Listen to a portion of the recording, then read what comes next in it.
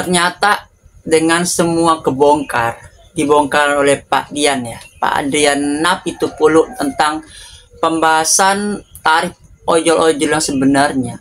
Nah, sekarang kita akan lihat kemarahan dari beliau di rapat kemarin ya, di Komisi 5 DPR yang mengenai rapat dari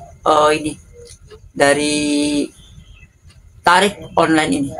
Sepertinya para ojol-ojol merana, aplikator kaya raya, operator aplikator yang zalim, pungli yang semena-mena, walaupun cuma 2000 dikalikan ratusan ribu ojol-ojol, itu udah berapa uangnya? Dari 2000 rupiah dikalikan 300.000 ojol, atau mungkin 1 juta, 2 juta ojol-ojol, berapa uangnya? Itu dari jasa aplikator, uang bungkus dan tetek bengek semuanya ya. Apakah ini aplikator rugi mulu gara ini? Ngeri dah.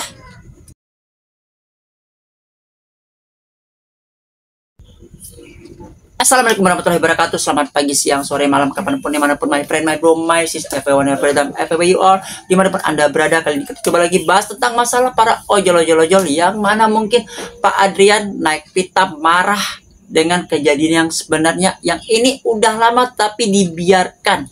Mungkin udah lama, setahun, 2 tahun, tapi tidak pernah disuarakan ya. Tidak ada speak up dengan masalah ini. Dengan namanya uang 2000, uang akal-akalan, yaitu jasa aplikator, uang bungkus, uang asuransi, uang aman plus.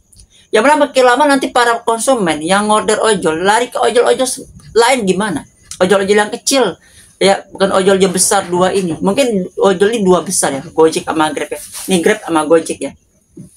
Tapi dengan tambahan uang, makin lama orang-orang bakal lari ke transportasi umum yang untuk naik numpang ya, Goret atau Grab bike, atau untuk makan atau food, larinya ke aplikator lain yang khusus menyediakan khusus makanan, food, ataupun yang khusus barang.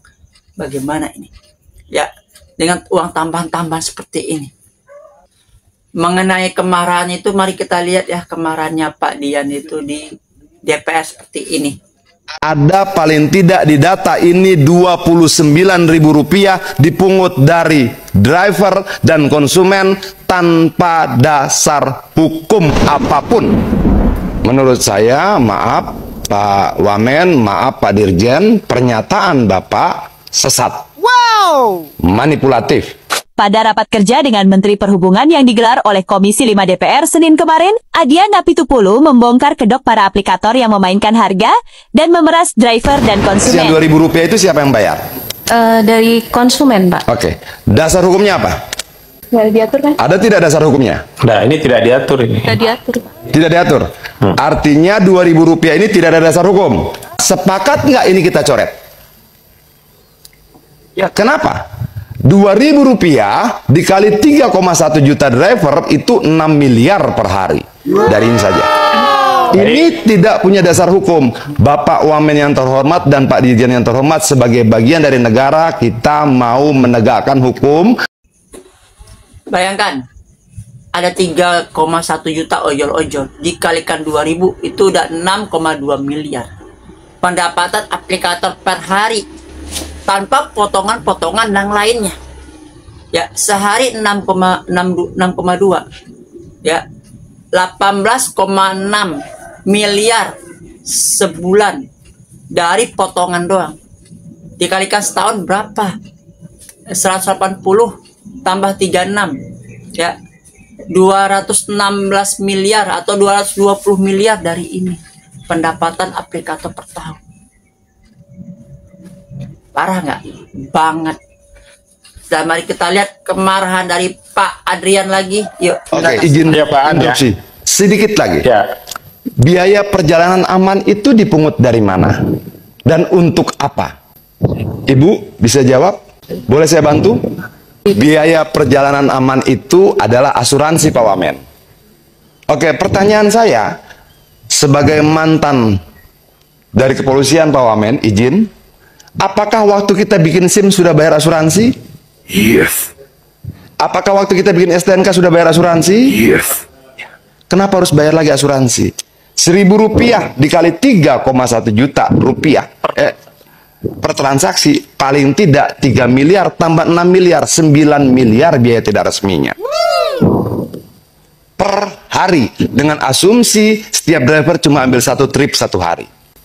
Oke, sudah selesai belum? Ada paling tidak di data ini Rp29.000 dipungut dari driver dan konsumen tanpa dasar hukum apapun. Kalau kita katakan pungli adalah segala sesuatu yang dipungut dari rakyat tanpa dasar hukum, bisa nggak kita sebut pungli? Dia tidak pernah bayar promo, Pak Wamen, Pak Dirjen. Nggak ada promo yang dipotong dari 20%. Dia ambil dari angka-angka lain, lalu dia jadikan promo seolah-olah dia berjasa pada konsumen, dan dia mendapat untung sangat besar. Promo itu bohong. Berapa saya dibayar? Setiap kali antar barang Rp5.000. Berapa aplikator terima? 19.200. Wow! Berapa yang mereka potong? 14.200. Kejam. Tolong. Ini bukan untuk kita di DPR. Ini untuk 20 juta jiwa di luar sana. Please, kita lawan. Tolong Pak Wamen. Bukan. Ini 20 juta jiwa di sana. Bergantung pada ketokan kita di sini. 48 orang di sini. Palunya menentukan nasib 20 juta orang di sana. Ayo kita ketok dengan berani. Benar-benar ya. Tambah uang aman plus 1.000 dikali 3,1 ada 3 miliar. Jadi mereka udah merap keuntungan satu hari, asumsi itu 9 miliar. Itu asumsi untuk satu kali para ojol ngambil orderan. Berapa kali ojol-ojol ngambil orderan sama untuk GoRide? Ya, berkali-kali sampai ada 20 tarikan, 30 tarikan.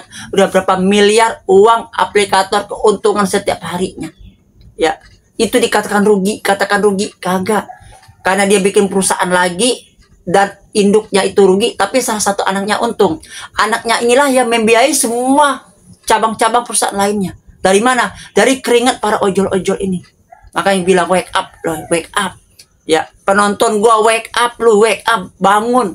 Jangan memikirkan masa depan kayak ojol terus. Tapi kalian ke depannya mau bagaimana? 2 tahun lagi bagaimana?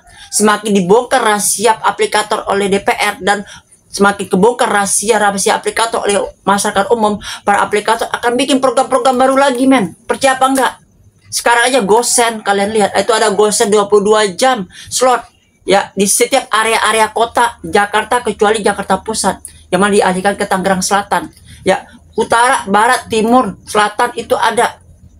Tangerang Selatan, bukan nggak mungkin kota-kota lain ya, seperti kota Depok, kota Tangerang dan kota Bogor dan Jakarta Pusat juga bikin seperti ini. Dan juga seluruh Indonesia. Semua dislot-slotkin, semua dikotak-kotakin. Ayo wake up. Ya, jangan mikirkan, oh gacor bang, 30 trip bang, udah dapat ini bang, tip trik bang, motovlog bang, bullshit semua bagi gua. Kalau sebelum kebijakan ini tidak adanya win-win solution, sebelum kebijakan ini tidak seperti zaman-zaman sebelum pandemi, yang mana kita hanya ingin tarif normal, tidak ada potongan, tidak ada mencekik biaya untuk pelanggan dan lain sebagainya. Ya, lama-lama orang tidak mau lagi naik GoRide atau GrabBike. Lama-lama orang tidak mau lagi pesan GrabFood atau GoFood. Lama-lama orang nggak mau lagi pakai Grab Express atau GoSend. Lari ke aplikator sebelah. Ya, yang mana mungkin harganya lebih murah dan para ojol-ojolnya pasrah atau kurir-kurirnya pasrah, tidak milih-milih, paksa rela seperti si Oren, ShopeeFood, Lalamove, ya. Atau apa apalagi tuh Mr. Speedy ya, atau Borzo dan lain sebagainya lah, atau ke Maxim, InRapper. Bagaimana ke depannya? Itu yang kita pikirkan. Karena ojol, lu suka jalanin, lu nggak suka lu tinggalin aja. Assalamualaikum warahmatullahi wabarakatuh. Salam satu aspal, adios amigos and ciao.